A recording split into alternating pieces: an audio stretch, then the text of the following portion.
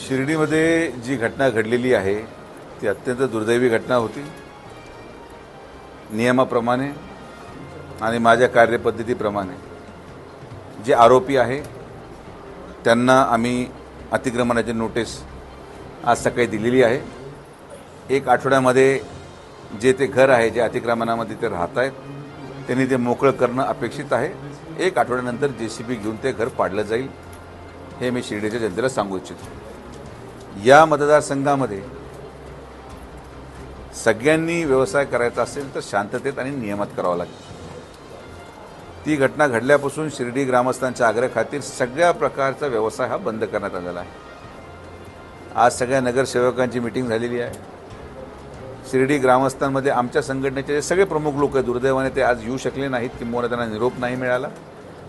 2 दिवसानंतर सगळे ग्रामस्थ एकत्रित बसून माझं नेहमी म्हणणं आहे की एका गुन्हेगाराची शिक्षा दुसऱ्याला देता कामा नये. एक नियमावली आता नव्याने आपण बनवणार आहोत. त्या नियमामध्ये आणि त्या निकषामध्ये जे लोक बसतील त्यांनाच एक ठराविक स्पेसिफिक लोकेशनला व्यवसाय करायची परवानगी आपण द्यायचा निर्णय घेणार आहोत. नियमावली काय असेल हे ग्रामस्थांनी ठरवायचं आहे. कोणत्या प्रकारचं साहित्य विकू शकतात याच्यावर पण निर्बंध घालण्यात येणार आहेत. तर साहित्य काय विकलं जाऊ शकतं हे आम्ही ठरवणार. कोणत्या लोकेशनला विकलं जाणार हे पण नगरपंचायत ठरवणार. कोण विकू शकतं हे पण नगरपंचायत ठरवणार. आणि मी तुम्हाला स्पष्ट सांगतो की यापुढे मंदिराच्या चारही बाजूच्या परिसरामध्ये कुठल्याही प्रकारे कोणालाही कुठलीही गोष्ट विकायला परवानगी दिली जाणार नाही. हॉकर झोन हे एस्टॅब्लिश केले जातील आणि हॉकर झोन एस्टॅब्लिश करून तिथंच त्या भागाव्यतिरिक्त कुणीही कुठेही व्यवसाय करताना आढळल्यास त्याच्यावर कारवाई केली जाईल. मात्र नियमावली ठरवायचा अधिकार हा सगळ्या ग्रामस्थांचा आहे.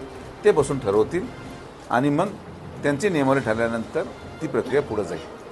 नामदार साहेबांच्या तुमच्या आदेशानंतर जे काही फुल दुकानं आहेत काय सारखं एक गोष्ट लक्षात घ्या की आता प्रशासन म्हणून जेवढं आम्ही करू शकलो, पालकमंत्री म्हणून, आमदार म्हणून आणि नगरपंचायत म्हणून, आमच्या मानवीय दृष्टिकोनाच्या आता ज्या मर्यादा आहेत त्या संपलेल्या आहेत. जोपर्यंत संस्थांवर आता विश्वस्त मंडळ येत नाही आणि विश्वस्त मंडळ येऊन संस्थानच गोष्टींवर निर्बंध घालत नाही तोपर्यंत या गोष्टी थांबवणं आता शक्य नाही.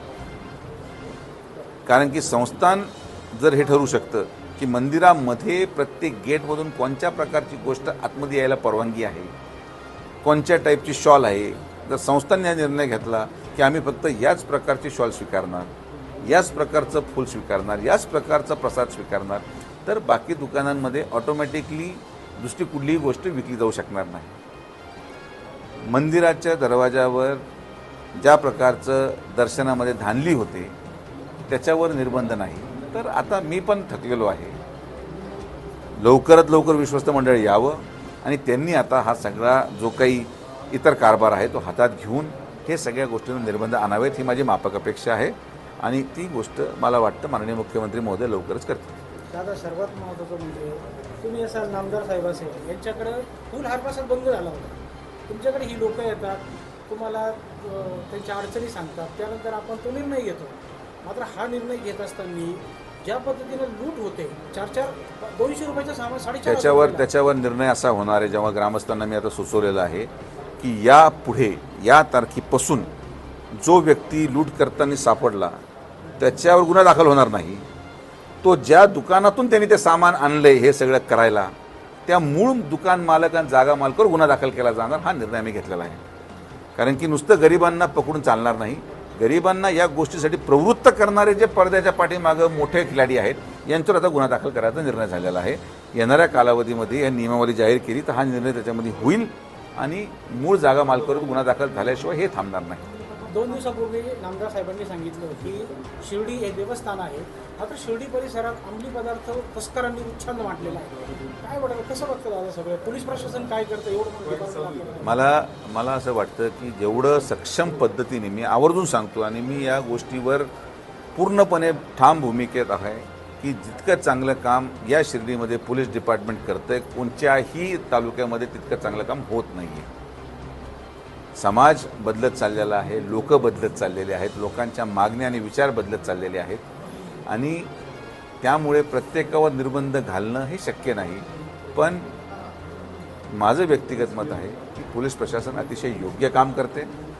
शिर्डीपुरतं मी बोलतो, म्हणजे राहत्या तालुक्याचं मी सांगू शकतो की चांगलं काम करते. आणि आपण जर पाहत असाल तर ही जी घटना घडलेली आहे ही 2 महिलांमधल्या जागेच्या वादावून झालेली घटना आहे. पण ज्या प्रकारचं शिर्डी आपण वर्ष दीड वर्षापूर्वी पाहतात, आज त्याच्यामध्ये परिस्थिती बदललेली आहे. पण आता यापुढं परिस्थिती बदलायची असेल तर विश्वस्त मंडळ आलं पाहिजे. आता आल्याशिवाय मला वाटत नाही की मी काही वेगळं याच्यामध्ये अजून करू शकतो. मी देखील एक मनुष्य आहे. माझ्या हातात जेवढी ताकद आहे तेवढी पूर्ण लावून मी 100% गरिबांच्या बाजूने आहे. पण ग्रामस्थ आणि सर्वसामान्य माणसाला एक संघ ठेवून आपल्याला पुढे शिर्डी घेऊन जायची आहे. दादा बिबट्या दिसला की आश्चर्य व्यक्त केलं जायचं, मग आता कुत्र्यासारखे बिबटे दिसायला लागले. नाही, आता हे पहा, दुर्दैवाने दुष्काळाची परिस्थिती फार पाऊस उशिरा पडल्यामुळं, पाणी कुठंतरी जंगलामध्ये कमी असल्यावर, पाणीचे स्तोत्र कमी असल्यामुळं जे काही जनावर असतील ते दुर्दैवाने आता गावांकडे वळालेत किंवा पाण्याच्या स्तोत्राकडे वळालेत आणि म्हणून या प्रमाणाच्या घटना वाढत असाव्यात. केंद्र शासनाला मी विनंती अगोदरच केलेली आहे की याची जी कॅटेगरी आहे ही बदलावी. आता शेवटी मी मागणीच करू शकतो, याच्या पलीकडे अजून काय केलं पाहिजे. तर आपला प्रयत्न आहे. आपण मागच्या जिल्हा नियोजनमधून माननीय पालकमंत्री महोदयांनी फॉरेस्ट डिपार्टमेंटला 7 कोटी रुपयाचं साहित्य दिलं, ट्रँक्युलायझर गन दिल्या, इन्फ्रारेड कॅमेरा दिले. आपण शासनाला इक्विप करू शकतो. पण जसं मी म्हटलो सगळ्यांना धरून चालावं लागतं, तर बिबटे पण धरून हळूहळू पुढे चालत राहू. दुसरं काय करायचं त्याला. पथविक्रेत्यांचा निर्णय किती दिवसात होईल तरी साधारणतः? पथविक्रेत्यांचा निर्णय किती दिवसात होईल? ग्रामस्थांची भूमिका काय? ग्रामस्थांची भूमिका, ग्रामस्थांनी मिटिंग घ्यावी. मी त्यांना विनंती केली आहे की 1 आठवड्याच्या आत तुम्ही मिटिंग घ्या, फार प्रदीर्घ काळ लांबू नका. तर मला वाटतं की आठवड्याभरात ग्रामस्थांनी नियमावली बनवल्यानंतर ती नियमावली आपण देऊ, त्याची अंमलबजावणी होईल. आणि आता आम्ही घाई करणार नाही आहे. सगळ्यांना विश्वासात घेऊन वन्स अँड फॉर ऑल हे झालं पाहिजे. प्रत्येक वेळेस बंद करा चालू करा, बंद करा चालू करा, हे चुकीचं दिसतं. तर ग्रामस्थांचा जो विश्वास आहे, ग्रामस्थांचा विश्वास आपण जिंकला पाहिजे आणि ग्रामस्थांच्या अनुषंगाच पुढे निर्णय होईल.